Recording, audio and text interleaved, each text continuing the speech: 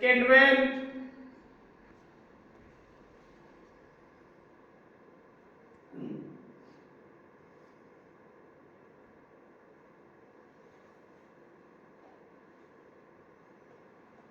third well,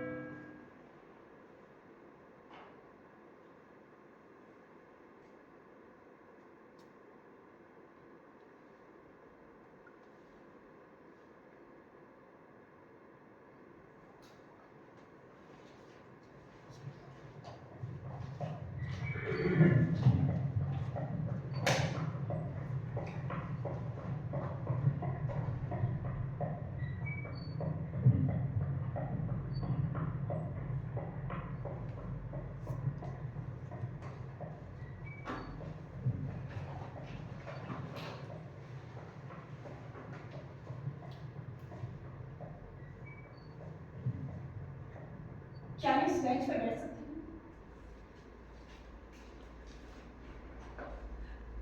नहीं नहीं, आप उठिए नहीं। मेरे लिए ये होना ही काफी है। आप शायद हैरान हो रही होंगे, इतना बड़ा पार्क है, चारों तरफ खाली बेंचें पड़ी हैं, फिर मैं आपके पास ही धंसना चाहती हूँ। दरअसल जिस बेंच पर आप बैठी हैं वो मेरी। जी हाँ, मैं हर रोज इसी बेंच पर बैठती हूँ। नहीं नहीं, इस पर मेरा नाम और पता नहीं लिखा है। भला मुझसे पढ़ने की बेंचों का नाम कैसा? यहाँ आदमी आते हैं, घड़ी दो घड़ी बैठते हैं और उसके बाद चले जाते हैं। किसी को खबर भी नहीं होती कि फलां दिन फलां आदमी इस बेंच पर बैठा था। उसके जाने के बाद बेंच पहले की तरह खाली हो जाती है और फिर जब नया आगंतुक इस बेंच पर बैठता है तो उसे खबर भी नहीं रहती कि इससे पहले इस बेंच पर बच्ची बैठी थी, गुड़िया बैठी थी या नशे में थी चिप्स। ना वही लिखे जाते ना आदमी के करें। तभी तो घरों के नाम होते हैं या फिर कपड़ों के। वैसे मैं समझती हूँ कि कपड़ों के नाम ना भी हो तो कोई फर्क नहीं पड़ता, क्योंकि कोई भी जिंदा आदमी जानबूझकर किसी की कब्र में घुसना पसंद नहीं करेगा।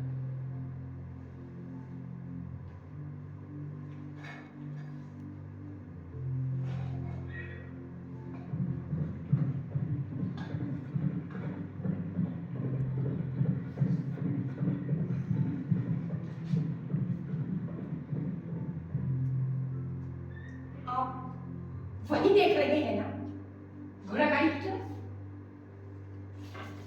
अरे नहीं, इसमें हैरानी की कोई बात नहीं। शादी ब्याह के मौके पर अक्सर लोग घोड़ागाड़ी इस्तेमाल करते हैं।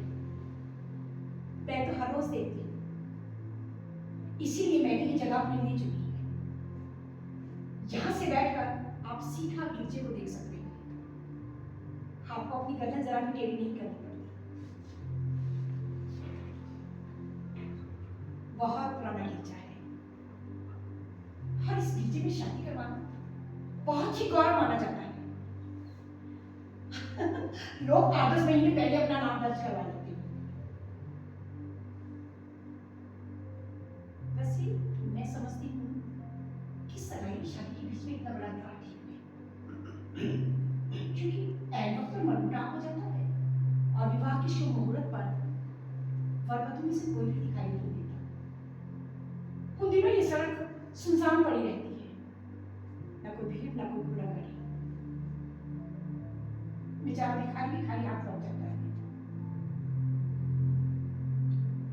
वैसे ही उस सामने वाली बेंच पर लगी एक लड़की को बैठी देख रहा था और वो सुनी आंखों से उस गिरजे को देख रही थी।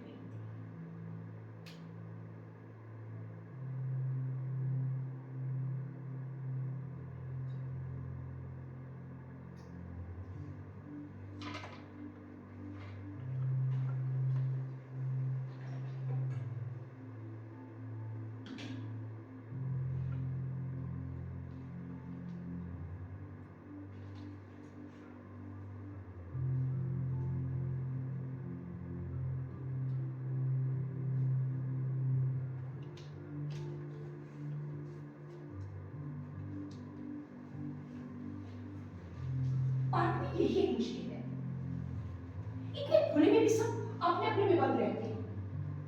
आप किसी के पास जाकर सांत्वना की दो शब्द भी नहीं कह सकते। दूसरे आपको देखती हैं और आप दूसरों को। इससे भी शायद कोई तसल्ली मिलती होगी, क्योंकि अकेले कमरे में जब तकलीफ दुश्वार हो जाती है तो अक्सर लोग घरों से बाहर निकल आते हैं, सड़कों पर, पब में या किसी पार्क में।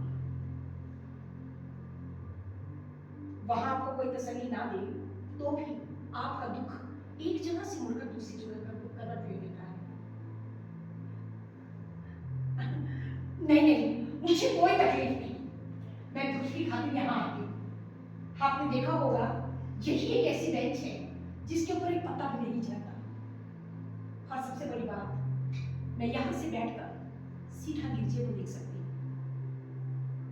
ये बात शायद मैं आपसे पहले कह चुकी हूँ।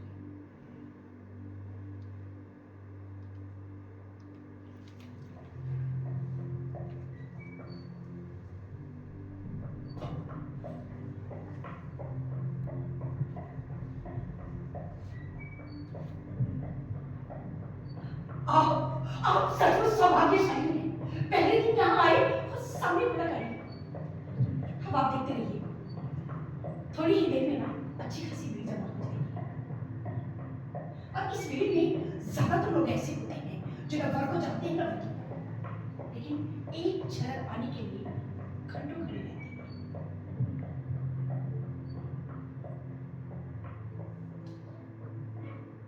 आपके बारे में मुझे मालूम है, लेकिन कुछ चीजों को देखने की उत्सुकता जिंदगी भर खत्म नहीं होती। थोड़ी देर पहले जब आप इस पैरेंट में क्या कर रहे थे, मेरी जबरदस्ती इच्छा हुई कि भीतर झांक कर देखूं, जैसे आपका बच्चा दूसरे बच्चों से अलग होगा। वैसे इस उम्र में बच्चे होते नहीं, मुंह में चुस्ती दबाए आंखें बंद किए पड़े रहते। मैं जब भी किसी पैरामीटर के आगे से गुजरती हूँ, मेरी जबरदस्त इच्छा होती है कि भीतर झांक कर देखूं, जैसे ये बच्चा दूसरे बच्चों से अलग होगा।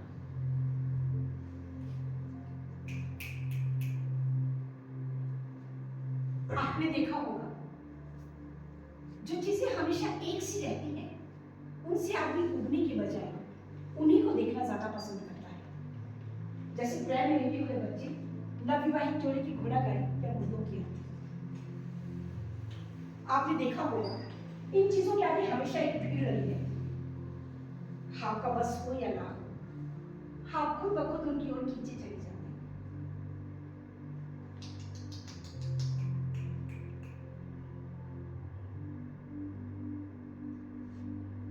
अच्छा, मैं आपसे पूछती हूँ, क्या आप मुझे अपने जन्म के बारे में कुछ बता सकते हैं? क्या आप अपने मौत के बारे में कुछ जानते हैं? क्या आप अपने विवाह के अनुभव को हूबहू अपने भीतर दोहरा सकते हैं? अरे, आप क्या सोच रही हैं? ऐसा कौन आदमी होगा जो अपने विवाह के अनुभव को हूबहू अपने भीतर नहीं दोहरा सकता? मैंने तो सुना है, कुछ देशों में जब तक लोग नशे में धुत नहीं हो जाते, तब तक विवाह करने का निर्णय ही नहीं लेते। और जब उन्हें हो जाता है, सब कुछ भूल जाते हैं। नहीं, मेरा मतलब इस तरह के अनुभव से नहीं था। मेरा कहने का मतलब है, क्या आप सही उस पल को याद कर सकते हैं जब आप एकाएक ये फैसला करते हैं कि आप अकेले न रहकर किसी दूसरे के साथ रहेंगे जिंदगी भर? मेरा मतलब अपने भीतर की उस बिंदु पर उंगली रख सकते हैं जिसे आप थोड़ा सा खिसका कर किसी दूसरे को वहां आने देते हैं। जैसे थोड़ी देर पहले आपने मुझे इस बेंच पर बैठने दिया और अब मैं आपसे ऐसी बातें कर रही हूँ मानो मैं आपको बरसों से जानती हूँ।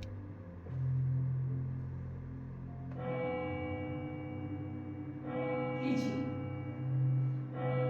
अब दो चार सिपाही और आकर खड़े हो गए।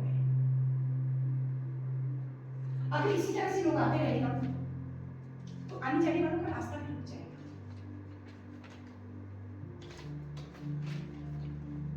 कई बार मुझे ये भ्रम होता है कि 15 साल पहले यही लोग मौजूद थे, यही लोग, यही घोड़ा गाड़ी। तब सड़कें इतनी चौड़ी नहीं थी, हमें अपनी घोड़ा गाड़ी पिछवाड़े रोक देनी पड़ी थी और मैं पैदल चलकर अपने पिताजी के साथ गिरजे के दरवाजे तक आई थी। मेरा दिल धुक धुक कर रहा था। मुझे लग रहा था कहीं सबके सामने मेरा पाँव ना फिसल पड़े। लेकिन वो मुद्दत पहले की बात है।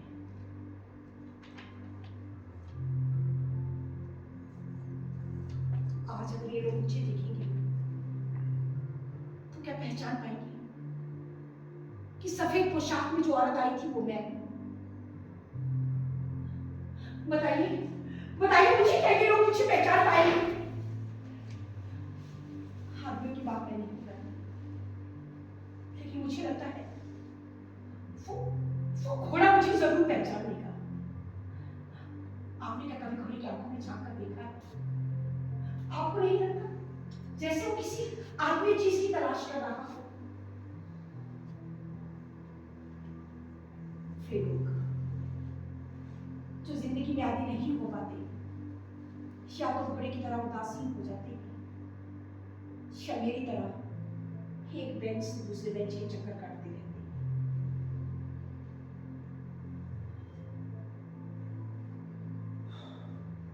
क्या कहा? नहीं, मेरे कोई बच्चा नहीं। बच्चा होता तो शायद मैं कभी अलग नहीं होता। आपने देखा होगा आदमी और औरत के बीच में प्यार ना रही तो भी बच्चे की खातिर एक दूसरे के साथ जुड़े रहते हैं। इस लिहाज से मैं बहुत सुखी हूं यदि सुख का मतलब है अकेले पल को चुनना। लेकिन चुनना एक अलग बात है और आदि हो सकना बिल्कुल दूसरी बात।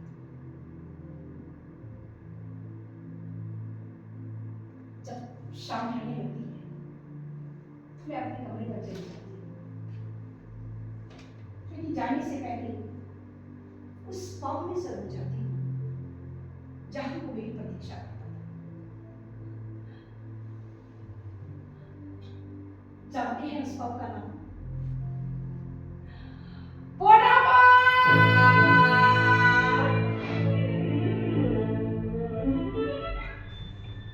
कहते हैं जब मैं पहली बार शहर में आया था तो उसी पब में बैठा था।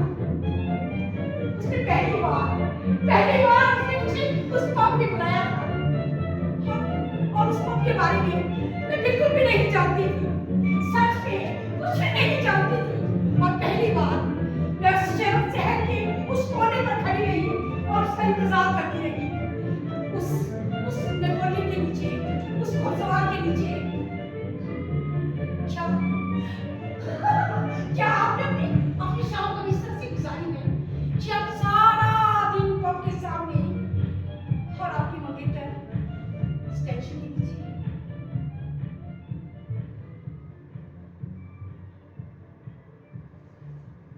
बाद में जो उसके शौक थे वो मेरी आदत बन गई। आपको ये अजीब नहीं लगता? जिस आदमी को हम जानते तक नहीं, पहचानते तक नहीं, उस आदमी के साथ मिलने के बाद हम ना केवल वर्तमान में ही बल्कि उसके अतीत को भी निगलना चाहते हैं। और हम इतने स्वार्थी और ईर्ष्यालु हो जाते हैं कि हमें ये सुनना भी असहनीय लगता है कि ऐसा भी वक्त रहा होगा जब वो हमारे बगैर सोता था, जीता था, खाता था, पीता था, और फिर कुछ साल साथी के साथ बिताने के बाद हम ये भी भूल जाते हैं कि कौन सी आदत आपकी है और कौन सी उसकी। कई बार कुछ लगता है हमें से हर कोई छूट मिलनी चाहिए कि मरने से पहले अपनी चीर फाड़ कर कर सके। आप देखेंगे अगर अपने अतीत को प्याज की तरह एक एक करके उतारते जाए तो सब लोग अपना हिस्सा लेने पहुंच जाएंगे, माँ बाप भाई बहन सब के सब। आखिर में एक सुखी दंड बचेगी माँ, वो आपके हाथ में रह जाएगी। हम उसे या तो जला दिया जाता है या दफना दिया जाता है।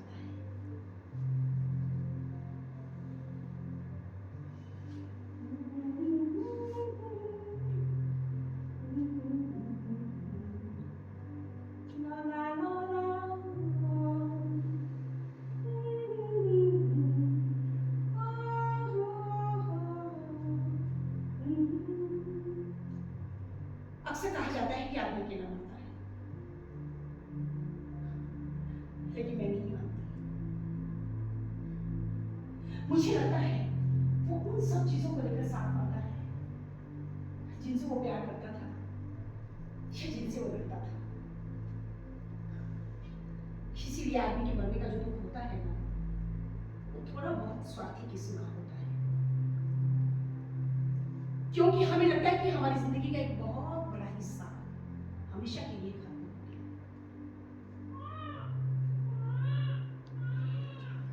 आपका बच्चा जाग गया, थोड़ा सा हिलाइए, अपने आप चुप हो जाएगा। देखो कैसे आसमान को टुकुर टुकुर करके देख रहा है। पता है जब मैं छोटी थी ना तो मैं इसी तरह से आसमान को देखती रहती थी, और धीरे धीरे जब बड़ी हुई तो मैं उंगली के इशारे से उन सितारों को चलाने लगी, और मुझे ऐसा लगता था जैसे ये जो आसमान के सितारे हैं ना, ये मेरी उंगली के इशारे पर ही चल रहे हैं। Twinkle, twinkle, little star, how I wonder what you are. Twinkle, twinkle, little star. आपको क्या लगता है बच्चे इस उम्र में जो देखते हैं सुनते हैं क्या उन्हें बाद में याद रहता है? रहता तो जरूर होगा, क्योंकि जब हम बड़े हो जाते हैं ना तो हल्का सा इशारा मिलते ही बातें अपने आप खुलने लगती है।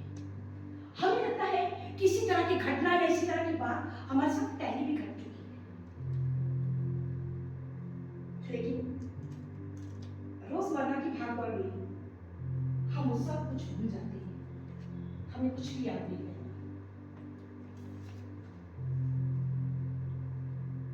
एक रात मेरे साथ ऐसा हुआ, हम दोनों सो रहे थे, अचानक ही खटका हुआ, ठीक वैसा ही जैसा बचपन में होता था।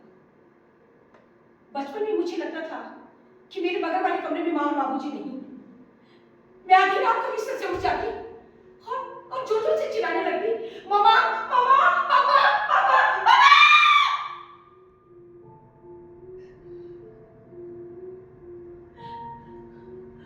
लेकिन उस रात ना तो मैं चीखी ना चिल्लाई, मैं सीधा बिस्तर से उठी और दरवाजे के पास चली आई।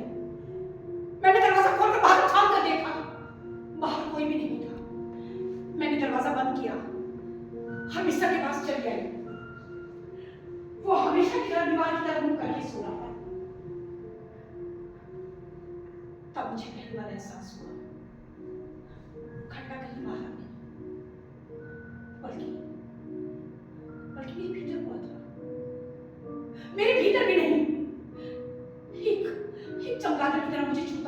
गया, न भीतर न बाहर। मैं धीरे धीरे उसकी देह को छूने लगी, उसकी देह के उन कोनों को छूने लगी जो जो एक जमाने में मुझे तसल्ली देते थे। मुझे बड़ा अजीब सा लगा, जैसे जैसे मैं उसकी देह को छू रही थी मेरे हाथ खाली लौट रहे थे। बरसों पहले उसकी देह से निकलने वाली गंध जो कभी मेरी आंखों में बस जाती थी, कभी बन रही थी। हम दोनों के बीच खालीपन आ गया था, वो खालीपन जिसे मैं किसी से भी नहीं कह सकती थी, यहां तक अपने वकील से भी नहीं। वो समझा मैं सच आ गई। अरे कैसा खटका मैडम, क्या तुम्हारा आदमी तुम्हें नहीं चाहता?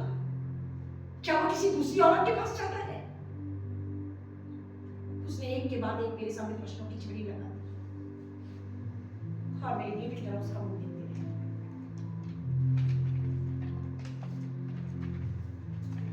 तब मुझे पहली बार एहसास हुआ अलग होने के लिए किसी कोर्ट कचहरी की जरूरत नहीं होती। उस दिन मैं अपना वो शहर छोड़कर इस इलाके में आ गई। यहाँ कोई मुझसे ये नहीं कहता कि अरे वो देखो वो औरत जा रही है जो 8 साल तक अपने आदमी के पास रही और अब अकेली रहती है। पहले जब कोई मुझसे इस तरह से बात करता था तो मेरा मन करता था कि उसे बीच चौराहे पर लाकर खड़ा कर दूं और शुरू से लेकर आखिर तक उसे सब कुछ बताऊं, सब कुछ। कैसे उसने पहली बार मेरे बालों को छुआ था, कैसे उसने पहली बार मेरे माथे को छुआ था।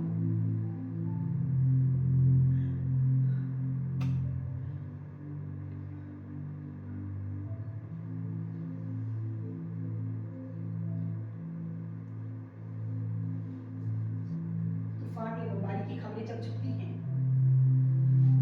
अगले दिन सबको पता चल जाता है। जहां स्कूल था वहां खंडर, और जहां खंडर वहां धूल। लेकिन जब आदमी के साथ ऐसा होता है तो उसकी खबर कहीं नहीं चलती। उस रात मैं पहली बार इस बेंच पर आकर बैठ गई। मुझे बड़ा आश्चर्य हुआ। मैंने देखा कि मैं उसी गिरजे के सामने बैठी हूं जहां मेरा विवाह हुआ था। तब सड़क इतनी चौड़ी नहीं थी, हमें अपनी घोड़ा गाड़ी पिछवाड़े रोक देनी पड़ी थी और मैं पैदल चलकर अपने पिताजी के साथ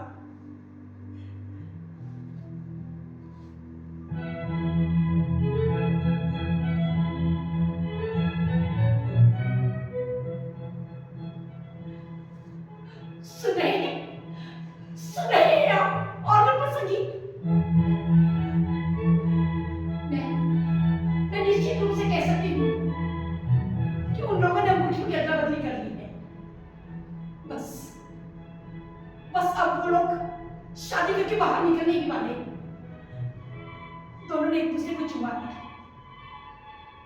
देखिए लोगों में इतना चैन कहा कि वो शांति से बैठे थे। किस तरह से भीड़ उमड़ रही है। आप जाना चाहते तो आप चले जाइए। आपके बच्चे को मैं देख लूंगी।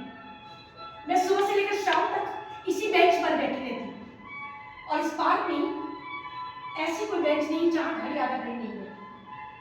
लेकिन ये बेंच मुझे सबसे अच्छी लगती है। आप जाना चाहते तो आप चले जाइए। आपके बच्चे को मैं देख लूंगी। बस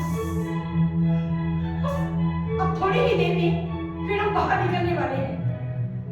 देखिए किस तरह से भीड़ उमड़ रही है।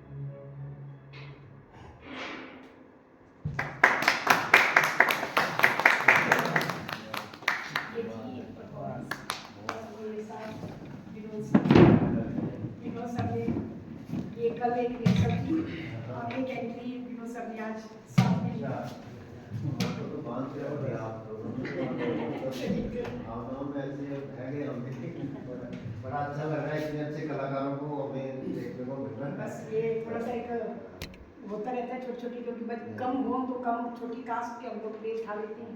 अभी रिसेंटली सर ने एक भालू तैयार किया था, तो हमने शिवरात्रि भी उसको किया था, बहुत ही अच्छी कहानी थी। और हमारे साथ म्यूज़िक में संगीत था इसी कहानी के लिए, और म्यूज़िक में करण और साथ में विकास, और लाइटिंग में हमारे साथ अभी कौन सा गीत? ये वो नहीं, ये वाली तो कहानी हमारे साथ काम किया। आखिरी आप लोगों ने सबने अच्छा तभी आप लोग की कहानी कहाँ तक आपको बहुत अच्छा लगा, मजा आ गया। एक फोटो हो जाए आपके साथ। जरूर जरूर आइए।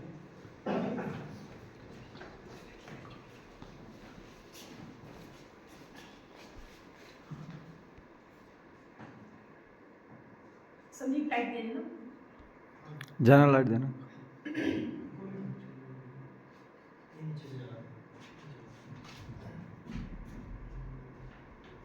Okay sir, thank you.